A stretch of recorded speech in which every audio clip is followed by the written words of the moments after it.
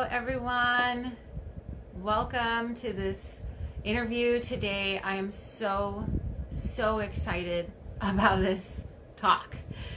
I am so excited. I have been looking for opportunities to bring on beautiful people into this community and truly believe that I have found such a beautiful person in Natalie Ryan Hebert to bring her to you today to talk to you all about PMDD and this healing opportunity that she has found that can truly free you from these experiences that for many of us can feel so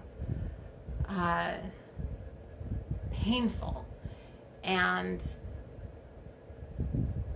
stifling, trapped. I am so excited to see you all start to come in and get cozy in this space. And first of all, before we bring Natalie on, I want to share with you why I'm talking about this today. So Awakened Creators is a community of creators of all kinds. And in my own creative journey, obviously, I deal with real life. I have partners, I have children, I have a life that I am navigating through in addition to the ups and downs of my creative journey. And one of the things that has troubled me so has been a monthly reoccurrence of this deep pain that for a while I really was lost in terms of figuring out what it was and where it was coming from. It was like I do all this healing and this inner work and I would feel so good, and then like clockwork, about a week before my cycle would start, I would lose all of that wisdom and I would just feel like I was going crazy and lose my motivation for living. I would feel very angry and rageful. So about a month ago, I began really doing some hard research, and I'm so blessed to have found Natalie, her YouTube channel, and then immediately after consuming some content, reached out to her and learned so much more about what she is doing and the incredible work she is doing, and couldn't wait to get her on to talk to you all because I truly believe she gets it. She understands the struggle and she understands the solution. And that's what we are going to be talking about today. So as we go along, if you have any questions, feel free to place them in the chat. And without further ado, let's connect with Miss Natalie. So I'm going to bring her on.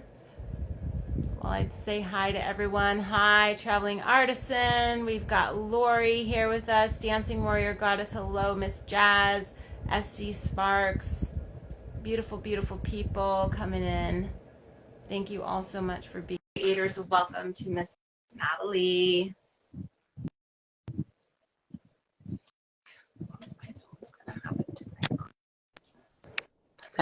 Hello.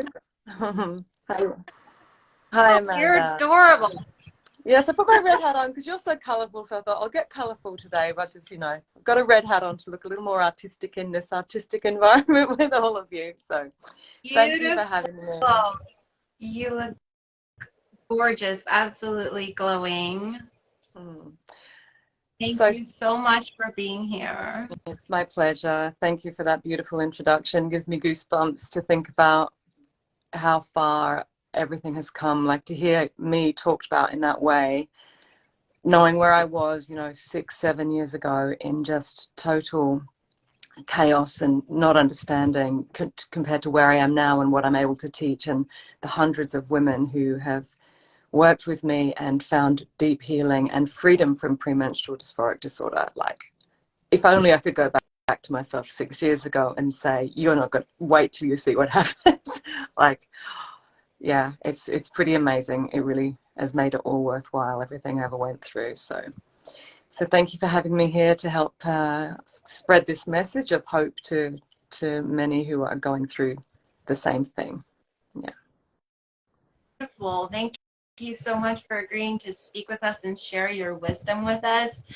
I am so sorry, I forgot to give you a little bit more of an introduction. So Natalie is a rapid transformational therapist, and she's going to tell us all about what that means and how she uses that tool to assist women struggling with PMDD, and is the leader of the Red Tent program, which is a beautiful program helping women heal the trauma that lives below the PMDD that they're experiencing. And you also shared with me you're a singer-songwriter as well, right? Yes, that used to be, that's my creative. I'm a pretty good like visual artist as well. I never followed it, but yeah, there's a lot of creativity running through me. So I find that, and we'll get to this as we talk, but so many of the women I work with I call us all the healers and the artists of the world. It's actually part of what creates premenstrual dysphoric disorder. I'll just dive straight into this particular thing, that there are three factors that come together to create the perfect storm that is PMDD. One is you have a cycle. Two is you're highly empathetic and creative. If you did the Myers-Briggs personality test, what you'll probably come out with is two of your letters will be intuitive and feeling, N and F. And I'm sure all of you listening will be like, that's me, I'm intuitive and I'm feeling. It's this personality trait, which is a gift. Like, who would not want to be intuitive and feeling, right? Like, it's the best, wonderful thing to be this way. But not when you've got all this unresolved pain deep down that you get plummeted into every month when the estrogen drops. I call it the accommodating hormone. And as soon as that accommodating hormone just thins out to nothing, all you do is feel all of your pain. It comes to the surface. So this is what it is. And so when you go to the doctor will go, okay, so factor one is the cycle. Maybe we can just level it out altogether. Let's try birth control. That doesn't tend to work, or just for me, it just made me more crazy. I just was very, very emotional. And so I haven't been on birth control. I have 4 children. But it wasn't because of lack of birth control, but it is funny to say I don't use birth control and I have 4 kids. And the sensitivity, oh, let's just get rid of that. Let's just numb you with antidepressants. Tried that as well. And it just flattened me. Couldn't orgasm. Like, that's one of the greatest stories there is. You can't take that away. And my sleep was disrupted. I was having these brain flashes from the antidepressants. And I went, oh, this isn't good either. So I tried all of that, and then the yoga and the supplements and the talk therapy, all the things, all the inner work, but nothing really touched it until rapid transformational therapy. So, yeah, did you want to ask any more? I've been talking for a little bit now, but do you want to just jump in with any questions? You're already rolling, so I have to stop me because once I get started, I can't. I've got so much to share. Yeah, well, I will stop and go. Right. Yeah. Well, let's pause for a little bit before we get into RTT as a solution for this experience. Can you share with the viewers your personal journey with PMDD and how you came to realize you had it, solutions you might have tried, and then let's jump into what this rapid transformational therapy is. Yeah. So for a long time, I didn't have a name for it. And I think there are so many out there still just going, not even realizing it's cyclical. That's the first thing. You just think, sometimes I just go a bit all over the place. Sometimes I'm just chaotic in my relationships. And it can feel like, who am I? Like, this thing was a huge deal to me last week. I blew up my whole relationship over it. And now I actually can't really even relate to why that was a problem. What's wrong with me? And you start looking up, am I bipolar? Even your doctor might say, yeah, this may be bipolar disorder. A lot of people are misdiagnosed. Or your doctor just says, I think it's depression. Yeah, but I'm fine a week later. So what is it? So I remember I came across cyclical dysthymia. I came across all these things, borderline personality disorder. Maybe it's that, like, you're Googling the internet like crazy, going, what's wrong with me? Something's wrong. And then I think I got the next stage was, oh, I think this is hormonal, because it seems to be happening before my period, and after my period comes, I seem to be okay. Like, then that awareness came in. But this is, we're going back, 15 years now, where I was frantically trying to find out what was wrong with me. So there really wasn't, I don't think PMDD existed as a diagnosis back then. And if it did, I certainly couldn't find it anywhere on the internet, and my doctors certainly didn't even know about it. Doctors now, when I was diagnosed eventually, it was me who found it and said, I think I have this. And my doctor's like, PMDD, interesting. Let me read about it. Like, they didn't know what it was. That's going back maybe, 7 years now, 7, 8 years. So, so that's where I started. They said, right, she called the psychiatrist, and the psychiatrist said, what we do for this is we just put you on Zoloft or citalopram for 2 weeks, and then you come off it, and then you jump back on it again. And I'm going, really? Is that going to be, okay, you're the doctor, but it felt so wrong to be going on and off an antidepressant. Yeah. Because I heard, you're meant to taper off. You can't just go off and on, but this is what you do. That didn't last very long for me. And then one day, in one of my episodes, I was really, I think, in victimhood for a while, going, this is so bad. Like, why is this happening to me? Poor me. It was and I didn't own it. I remember saying, it's not my fault. Like, I can't help it. And then my husband said to me, I know it's hard to admit, but this is not something outside of you. This is something inside of you. You can't say it's not you. It is you. It's just a part of you that you won't own. And I'm going, you try it. Like, it's so hard. And I was really upset, but it was what I needed to hear. And not long after that was the big moment that I often talk about when I share my story. As I looked in the mirror into my eyes and I said, no one is coming to save you. It's going to have to be you. And that was the moment where everything changed. Suddenly, it was like the student was ready. I was like, I'm owning it. Let's do this. I simply have to master this. I don't know how, but I can't keep going. It's not fair. It's not my fault. You fix it. I owned it. And then all the tools suddenly appeared.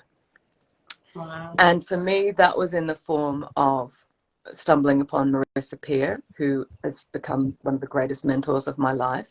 She now considers me a protege of Rapid Transformational Therapy and of her work. And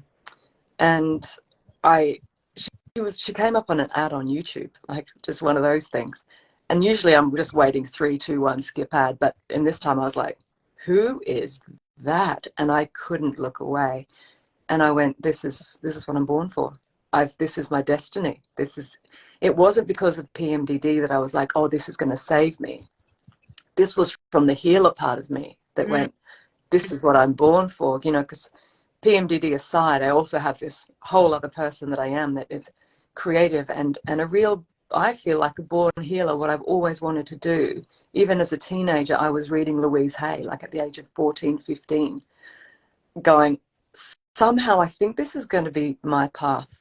I can't imagine how right now, but I reckon I may be like Louise Hay one day, in something like that. I'll end up being a healer, a way shower, somebody who lets people know. Like, my mission is to get as many people on the planet to know at the level of their heart, soul, and mind that they are good enough. And as a singer-songwriter, that was the message of most of my songs as well. So the purpose and the mission has always been for people to know that they are enough. So I trained in Rapid Transformational Therapy. It was a big investment. It was more than I'd ever spent on anything. For me, like, I was really like, a bit scared, but I just went, here is my card details, and I paid, and I started the training, and I was just absolutely enthralled, and yeah, and the rest is kind of history. So and then so I trained in RTT, and then after about a month or so into that journey, where I'd also had rapid transformational therapy myself, the PMDD symptoms started lifting. And then the next month, nothing again. I'm going, what is going on? Where's the chaos? Where's the drama? Where are the mountains out of molehills? Where is me seeing my husband as a complete devil? And it just all subsided. And I realized, oh my goodness, this is huge. And then I immediately started talking about what it could do. I was very afraid to share my own story. I don't know about a lot of you watching, but I didn't want anyone to know about this. This was my big shameful secret. It was like, oh my, if people could see what I was like, it's not pretty. And it took a while for me to share my own story and to own my own story. It's all about ownership, it seems. And then I got 5 women to join the Red Tent program that I put together, the pilot program, and all of them healed PMDD. And I went, oh my gosh, okay. I knew it, like I could feel, because it had happened in me. And I knew I have got to get this out there. Like, how do I shout this from the rooftops? How do I get this across the sky? People need to know. And that's what I've been doing ever since, is sharing my story. There's testimony by the hundreds. There's testimonials all over the place now, video testimonials of women who've been brave enough to share their story face to face with me, which I'm so grateful for, because it does take courage to do that.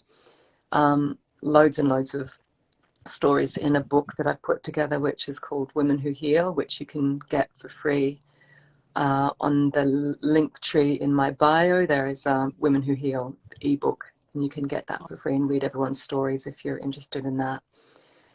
So yes, how are we going so far? Jump in with any questions. Yeah, I did want to ask you, can you explain a little bit more about what rapid transformational therapy looks like? Yeah. I think that was one of the questions that was put forward. And then, yeah, we've got some more stuff. Yes, I was just thinking that's the obvious next thing to explain. So rapid transformational therapy uses hypnosis. It works at the subconscious level. That's where everything is kind of held. And the body and mind are very much the one thing. They're linked. We can try and do conscious work, but it doesn't really get very far, because the subconscious has this program, which is sort of set up by the time we're 5 years old. Sort of between 0 and 7 is where we lay down our personality and our beliefs about life and who we are. Some of this is wonderful, of course, and we have many helpful and wonderful beliefs in there, but some of it gets laid down in error by a child who cannot make any better sense of the situation at the time. So we go into hypnosis, and that doesn't actually take very long. Hypnosis is a very natural state for us to go into. In fact, you go into hypnosis several times a day without even realizing it. If you've ever sort of driven your car and gone, oh yeah, I'm already here, that was quick, you were in hypnosis and your body drove the car for you on autopilot. That's a type of hypnosis. So hypnosis is being in the alpha brainwave state. Children are always in the alpha brainwave state. That's what makes them like little sponges. They can learn quickly. When they learn a language, they get it without any accent. Where I've learned Danish and Italian, I don't have an accent-free second and third language, because I learned it at an older age. Whereas my children who have now come over to Sydney with us this year, they speak Danish as their first language. And my 7-year-old daughter has the most hilarious, strong Australian accent now. And I just love it. And I think that's alpha brainwave state for you. It just learns. So there are many great things about it. And when we go into hypnosis, we're putting you back into that same receptive alpha brainwave state that you were in as a child. So you can actually access the beliefs and update them. So we bypass what's called the critical factor. Normally, the subconscious is locked for editing. The program is there. It works. Let's not change anything. You're still alive. I don't see why we should make any changes. And so your conscious mind is going, I want to feel like I'm good enough, I'm lovable, I'm good enough, I'm worthy. And your subconscious critical factor is like a guard at the door going, let me just check. No, sorry, we've got on file that you're not worthy. So Mm. throws it off. And it can feel frustrating trying to change our own beliefs. But with RTT, what we're doing is we're opening that up. We're going in, and the way we do it is we go back to the root, the cause, the reason for how you ever started to believe whatever it is you believe. Often it's I'm not worthy, I'm not lovable, I'm not good enough. I'd say that's the top thing Mm. that I find when I work with clients. Another thing that's very common is I can't trust myself, which Mm. is a hidden one, and not a lot of people realize it's there. But I see it. I've become a bit of an expert on the subconscious mind and what drives people, and I can see the conscious behavior. And then I go, oh, yes, I know where this comes from. I've got quite a good map now based on hundreds of sessions. So we go back to the scenes, and you think, but how do I know what to go back to? You don't have to do anything. Your subconscious is literally like, come Mm. with me. Oh, you want to know why you don't believe you're enough? Watch this. Come with me, and it will take you to the moment where you ever forgot you were worthy, because we are born knowing we're worthy.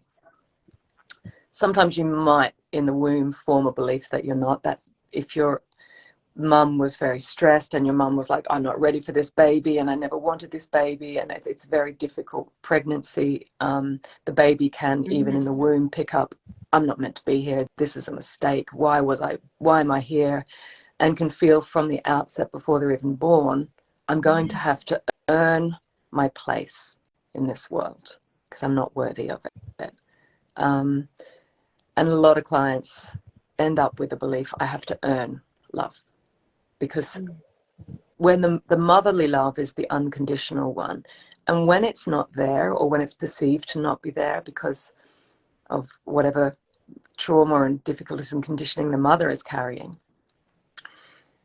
then the child thinks, well, if my own mother doesn't love me, nobody will, and now I'm going to have Mm. to earn the love that was supposed to be unconditional. So we tend to go back to 3 scenes, and that's usually enough to give us a very good, clear picture. You'll see there's a thread that runs through everything, and you'll be like, oh, I see. So It they're might be like that, interconnected, those yeah, three things usually. you'll often see how one thing has led to the other. The initial belief, like it might be that you've been left to cry as a baby. A lot of people go back to this. Unfortunately, in the 80s, the cry it out method, and long before, was what they said to do, controlled crying. And in some cases it was just too much for the baby, and they're like, this is all I've got is my voice, it's not working, no one's coming. That can only, and it creates confusion, and confusion is where beliefs are formed. So I thought if I Mm. cried, mummy would come to me, but now no one's coming. That can only mean, and each child will say mummy's busy, but some children will say, I'm not loved, I don't matter. Mm-hmm. And then that becomes a Mm-hmm. belief. And then once we form our beliefs, they look for proof of themselves. They become like a lens. And this is where we project our beliefs onto situations. And then during PMDD time, these beliefs come quite up to the surface. It's like our wounds become bare. It's a thinning of the veil. The box of pain opens. And if you've got a belief that says, I don't matter, and your husband comes home late and he doesn't text you that he's going to be late because his phone ran out of battery on the way home, your mind will immediately project I don't matter onto that. It can only mean you don't care about me. It can only mean this. And from that pain, you will then get very angry. And your partner will be like what? My phone ran out of battery. And the meaning you're giving it is not the truth, but you can't see anything else. So my role as a therapist is to go in and help you to undo the belief where it happened. For you to see that little baby, for example, there's many scenes you could go back to, some of which are not even traumatic to your adult understanding. Like I had a client recently who went back to a scene where she was helping her mum hang out the washing at the age of 3. It was the first time she'd ever got the job. She was really excited about it. She dropped the peg, and her mum took the bag and picked up the peg and continued doing the washing herself, and the girl felt like left out. It wasn't that bad. I dropped a peg. Like, it's no big deal. But that was a crucial moment, because for her it felt like I'm not capable. And that belief Mm. got stuck. And she went on. She wanted to know why she always felt like, I don't feel capable. I feel like I just don't feel confident or capable to do anything. And it all went back to her being 3 years old and dropping a peg.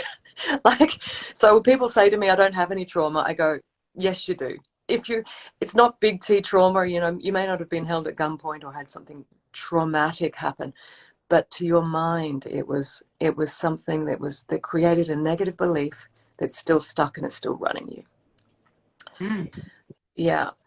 So So powerful to say. yeah. So the first part of rapid transformational therapy is uncovering how it all happened, how, when, where, and why you ever started to believe X. And before we have the session, I determine sort of what I can see your beliefs are. It'll come out in the words you use. When I say premenstrually, what are you saying about yourself?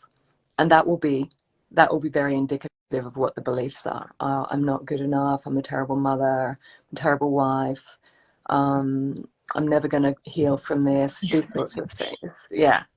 Um, yeah. And also, and then the other thing I look for is what makes you angry. And that is the biggest indicator too of what you believe, because you get angry when grains of salt hit your wounds. If the wounds weren't there, it'd just be a little grain of salt. Oh, husband forgot to text when he was home. Oh, what happened? Did your phone run out of battery? Yeah. Oh, okay. Cool. So anyway, what's for dinner? That's what it should be. That's what the grain of salt should be like. It's just a non-event. But because there's a big wound there, it really hurts and a big reaction comes. So I'll always ask into what makes you angry. Can you think of the most recent event that made you just go from 0 to 100 rage, or made you feel extremely hurt? What's upset you recently? And what did you make it mean? And they'll tell me the meaning, and I go, yeah, and that's your belief. Whoa. So even the one thing I can tell all of you, that's one of the most powerful questions you can ever ask yourself is, what am I making this mean? He came home late without texting me, and that must mean I don't matter. And actually, with this, you might start with saying, he doesn't care about me, and keep asking into it and go, and that must mean I don't matter. Keep asking, and that must mean, and that must mean, until you get to a self-rejection or self-abandonment, because that's what it always is. At the end of the day, it's you believing you don't matter. It's you believing you're not good enough. It's you believing you're not lovable. And that's the pain. It's your own rejection and abandonment of yourself that is the real wound. That's the light bulb moment everyone ends up coming to in the session. It wasn't about mom, it wasn't about dad, it wasn't about my school teacher who told me my art wasn't good. It's that I then in that moment rejected myself. And my job is to reconnect the love, reconnect the trust. And when we do that, the symptoms of PMDD just magically disappear. You're saving lives, Natalie. You Oh, truly, truly are saving lives. yeah. That's beautiful. A lot of people have said that to me. They said they don't think they'd still be here if they hadn't found the program. And that's just such a blessing. Like, what a privilege to be able to do this work, because I mean, I've been there. I've had so many moments in my life where, yeah, your mind tells you your kids would be better off without you. And I don't think I ever would have taken my own life, because I could always step in with it. I couldn't do it to the people who love me. Like, I know they would be devastated and I couldn't do it. But I remember back in around 2010, and there was that film 2012 that came out. And it was all about the end of the world, based on the Mayan prophecy that the Mayan calendar ended in 2012 and it was going to be the end of everything. And I remember going, oh, please let it be the end of the world. Please, please, please, I hope. Because I just wanted everything to end. I was so tired of being alive, but I didn't want to take my own life and hurt anybody. But if we could all just end at once, that would be amazing. And that saddens me to think of that now, because every day is just a gift and a blessing, and like the joy of being alive now is, it's just, I can't imagine I ever wanted to not be here, when it's just such a gift to be here. Yeah. And just from my own experience, PMDD, when you're in it, it's so real, and it's so, I always describe it to people as if falling into a pit, Yeah. and I can't get out. Yeah. I lose all of my tools, all of, the inner work that I do in those moments. I just fall right back into that pit, and I cannot figure out how to get out. Yeah. So yeah, That's see because how, you're turning into your inner child, and all the pain of the inner child comes up, and your inner child doesn't have the tools,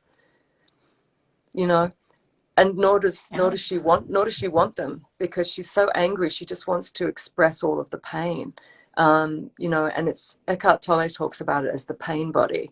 I say the box of pain. It's the same thing.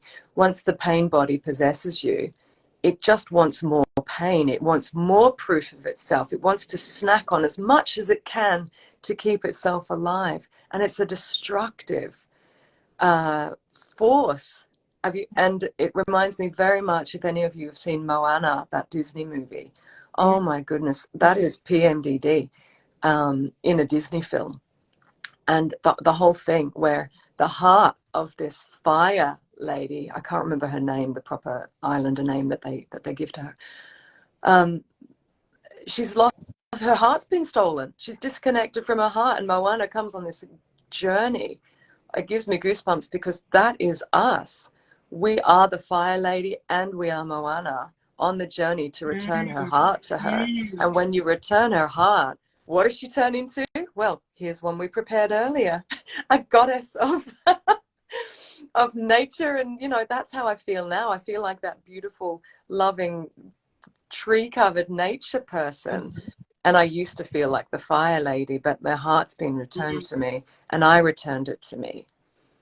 But I couldn't have done it on my own. Like, I did need someone to hold me, just as I hold women now. There needs to be a container for you to fall into, to go subconscious, and have someone hold you in the subconscious.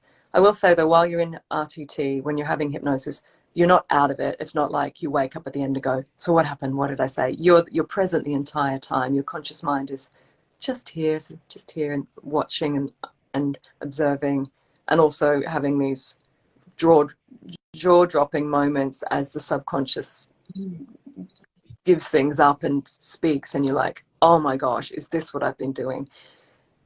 You make the subconscious conscious, and that's the freedom. The understanding is what sets you free. It's like, I always say, it's like finding out Santa Claus isn't real, because people say, well, how long does that last? And I go, well, how long does not believing in Santa Claus anymore last? Forever. Like, once you know it, and you can't go back. Yeah, that's why it's called Rapid Transformational Therapy, not gradual transformational therapy. Yeah. Yes, that's beautiful. I'm glad that you said that, because just suffering, I know someone in the comments said that they've been dealing with this for 20 years, and What to an have ordeal. something like RTT come in and so rapidly turn things around for you, I think it's such an incredible opportunity to really truly change your entire life. Yeah. So again, And the work you're doing, saving people. And what you just said, then, change your entire life. This is a really important thing. You come for the PMDD healing, like, I don't want PMDD anymore. But then you realize, oh, the PMDD was a symptom of me not having my own heart, if you just use the metaphor of Moana and the fire lady. And then you get to become healed and whole. And guess how different your life is from being that person?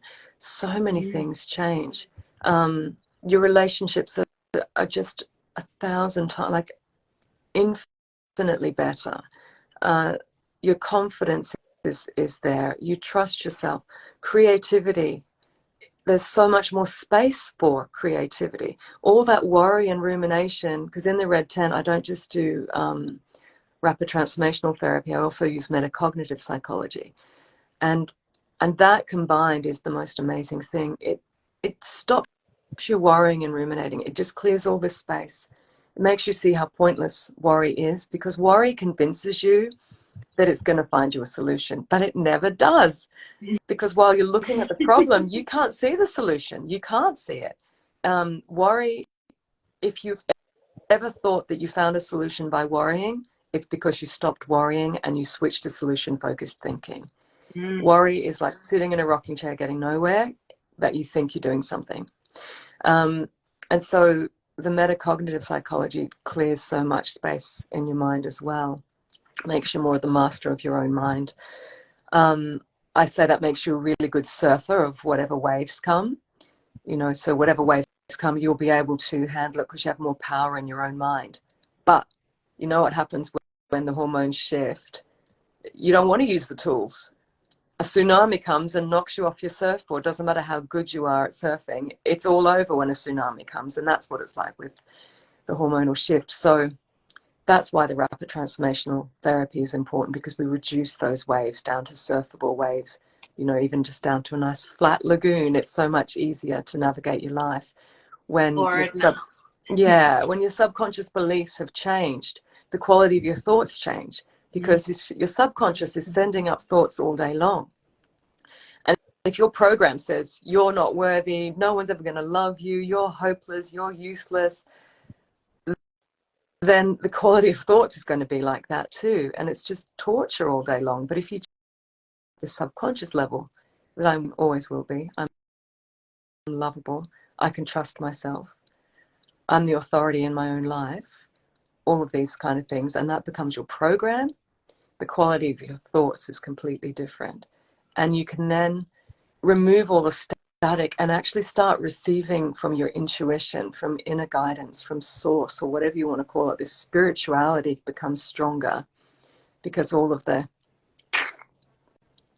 static is removed.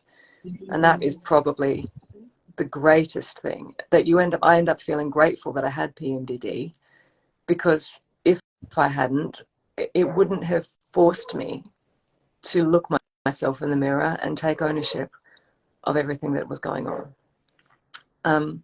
Eckhart Tolle says, I think it's in his book, A New Earth, that women are going to be the first to come to enlightenment, that we are closer to enlightenment and awakening because we have this cycle. And the cycle, even whether you have PMDD or not, you are still riding a wave, and you are drawn inwards to feel yourself. And those artists and healers like we are tend to feel ourselves more strongly than if you're more of a thinking, analytical type of person, more of a maybe scientist, logical type thinker. So that's also lovely to think about, to think, oh, this is actually an avenue or a vehicle for us to move towards enlightenment. How's that for a concept? Absolutely beautiful. Now, I have always suspected that our cycles as women were such sacred, potently spiritual times. And I mean, even the concept of the red tent is making me think that back when that was more commonplace in certain cultures, that women were in there supporting each other, healing their traumas during these times, and coming back out of these tents having really kind of upgraded each cycle, and having that sisterhood there to support them being so important. Yeah. And it can be so isolating with PMDD, because I remember, I had a mum's group. No one could relate to what I was talking about. And that's really hard when you have sisters, but they go, no, not really. Like I get a bit of a cramp or I'm a little bit irritable, but No, no, I'm not like bawling my eyes out in the shower or anything. I'm like, oh, okay, never mind. Forget I mentioned that. No, no, me neither. No, me neither. No, just wondering, asking for a friend. Yeah. Yeah. So that's what's really lovely about the program, is that we are drawn together, those who do understand it, and you feel a belonging, which is such a valuable, beautiful thing. Yeah. Yeah.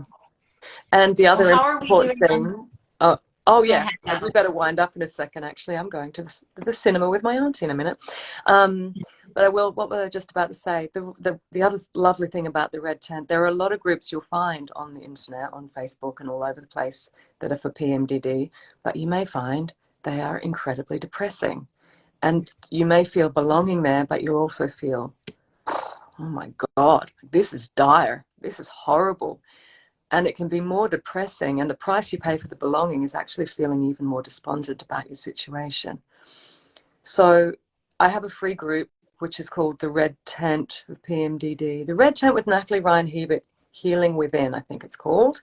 There's a link to it in my bio in the link tree, and you're welcome to come and join. And you get my vibe. Like, this is what the vibe is in that group, and anyone who joins it there is also aware that this is not a place for misery and hopelessness. This is a place for hope and growth.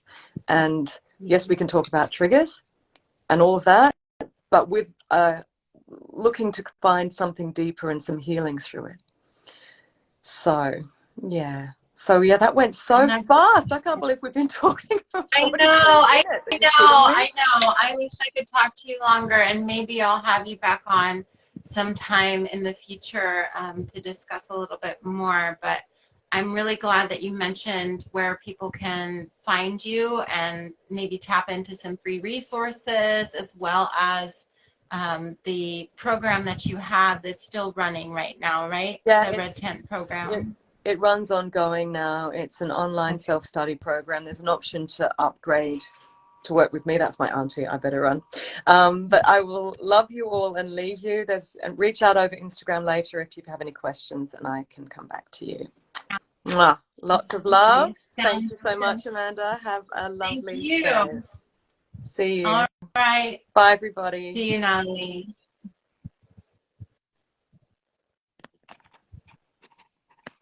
I don't know how to end this.